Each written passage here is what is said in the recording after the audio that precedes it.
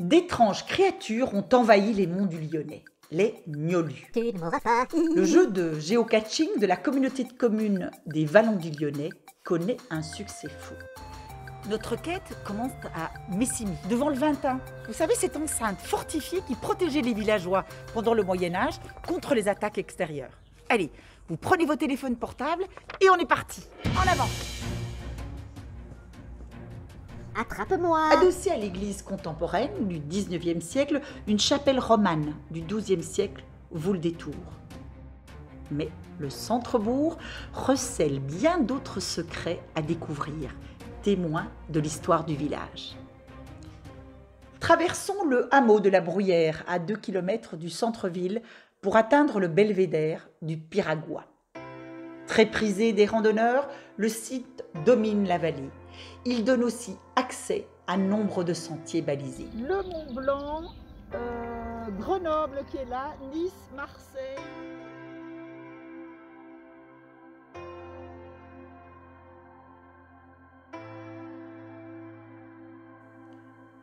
De retour dans la vallée, une pause bien méritée s'impose au bord du Garonne. Je suis là! Au détour d'un chemin, une croix de pierre attire notre regard. C'est la croix à gros ventre, datant de 1714.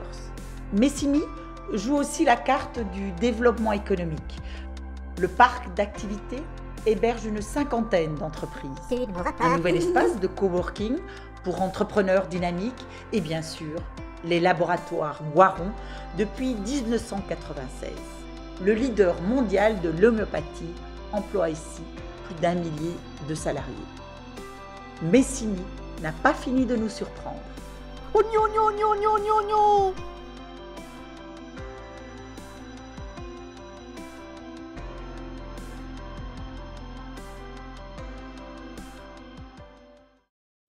Marie-Agnès Berger, maire de Messimy depuis novembre 2017.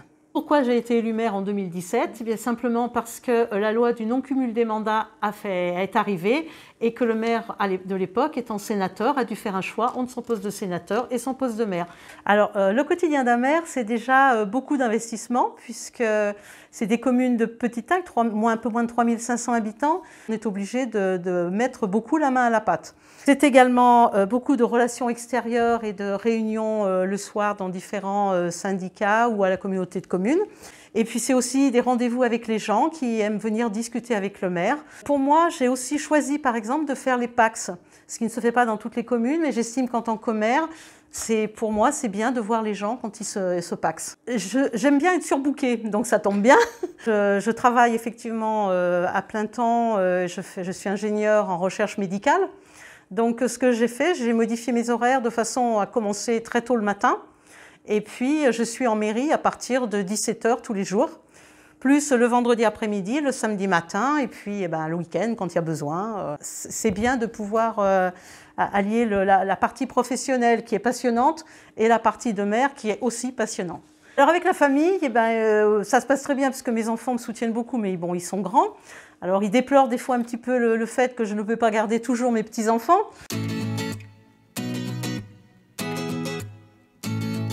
On avait un mandat précédent dans lequel on a lancé beaucoup de projets.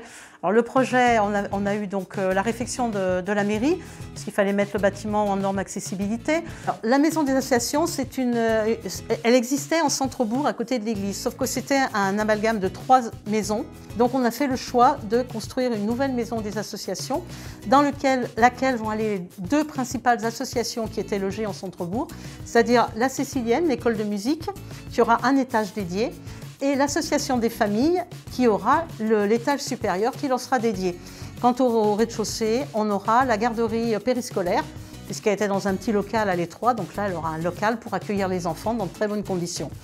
Après, on a un autre projet qui était depuis très longtemps dans les tuyaux, mais on a pu maintenant le mettre en œuvre, c'est le pôle culturel. Donc il va comprendre la médiathèque de Messimy, puisque le local actuel était beaucoup trop petit, donc on va pouvoir bien recevoir les gens. Et on fait aussi dans ce pôle culturel, on a prévu une salle de conférence et une salle d'exposition. On a un autre projet sur le Café du Midi, c'est un îlot qui est en centre-bourg. Et en fait, sur cet îlot, nous allons faire un rez-de-chaussée de commerce, et deux étages de logements, donc 50% de logements sociaux, donc purement sociaux ou accession sociale à la propriété, et des logements privés.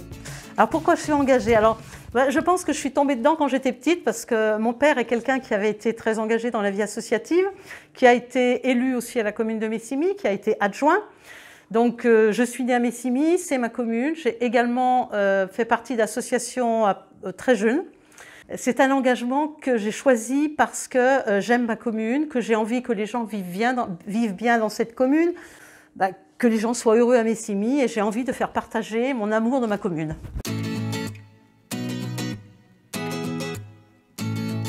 On a effectivement une vie économique assez riche puisque on a deux zones artisanales, une qui est assez ancienne, qui est la zone d'Ela dans laquelle se trouvent les laboratoires Boiron, et on a une deuxième zone qui est la zone du Chazot qui est en train de se construire actuellement. Donc on a des lots pour des artisans et on a un village d'entreprise qui va être fait. Donc c'est porté par la communauté de communes. C'est une nouveauté d'ailleurs sur la communauté de communes d'avoir un village d'entreprise. Alors mon coworking a été créé donc en septembre 2020 et on est un espace de coworking. Donc on propose des lieux de travail un petit peu différents avec des espaces ouverts, des espaces fermés, des salles de réunion, en fait des espaces pour que les personnes qui travaillent soit chez elles, soit de manière indépendante, puissent avoir un cadre de travail un peu plus sympa avec du coup des collègues avec qui discuter, prendre un café et du coup se développer et socialement et professionnellement avec du réseau, ce genre de choses. On propose à tous les étudiants donc à partir de 18 ans et de venir travailler ici en fait pour seulement 1 € par jour. Les étudiants traversent une période qui est quand même pas simple, donc on s'est dit que mettre à leur disposition ces locaux, ça peut être sympa pour qu'ils puissent sortir de chez eux et du coup faire leur visio, leur révision, ce genre de choses. Et donc c'est toujours d'actualité, donc pour les étudiants, si vous voulez venir, vous êtes les bienvenus. Ensuite, on a un tissu aussi de commerce qui se développe sur Messigny. On a 4 restaurants et des restaurants très différents les uns des autres. On est situé au bord du Garon, à environ 35 minutes de la place Bellecour, hein, c'est pas très loin de Lyon, dans un petit cadre bien champêtre, très nature. On fait une cuisine de maître restaurateur, on essaye d'utiliser beaucoup de produits des monts du Lyonnais. On fabrique évidemment tout nous-mêmes en étant maître restaurateur. On aime beaucoup recevoir, on aime beaucoup se faire plaisir en cuisine, on aime beaucoup accueillir notre clientèle et on aime par-dessus tout cuisiner en fait. C'est vraiment notre moteur, c'est notre passion. On est très frustrés en ce moment avec ce Covid, avec cette situation sanitaire, on subit comme beaucoup de gens. Et on se bat au quotidien pour faire nos plats emportés, continuer à parler de nous et à nous promouvoir. Voilà. Ce jeudi soir, nous sommes à Messigny avec Marie-Agnès Berger qui est le maire de Messigny. Bonsoir. Et donc, comme habituellement, on vient de passer la demi-journée à la rencontre des acteurs locaux de Messigny. Vous connaissez maintenant le principe.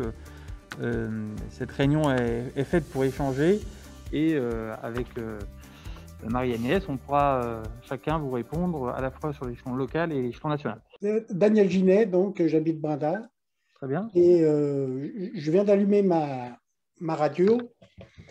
Et on vient d'apprendre, mais sans grande surprise, qu'on a atteint les 100 000 morts de la Covid.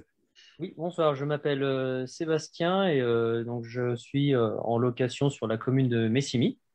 J'ai eu connaissance il y a très peu de temps qu'il y a des logements qui vont être construits route de la Châtelaise.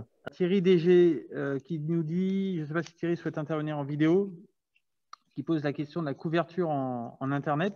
Que pensez-vous de l'abstention générale au municipal ? Je voudrais mettre le sujet sur les personnes âgées et leur logement. Notre commune est connue de la communauté de communes, peut-être des communes environnantes, mais après, on est très limité pour se faire connaître au niveau national. Donc grâce à nos députés, nos sénateurs, ça nous permet de faire remonter l'image de notre commune au niveau national et aussi d'avoir des dialogues avec ces gens-là pour remonter ce qui se passe sur le terrain, parce qu'il n'y a pas que Paris qui existe dans la vie.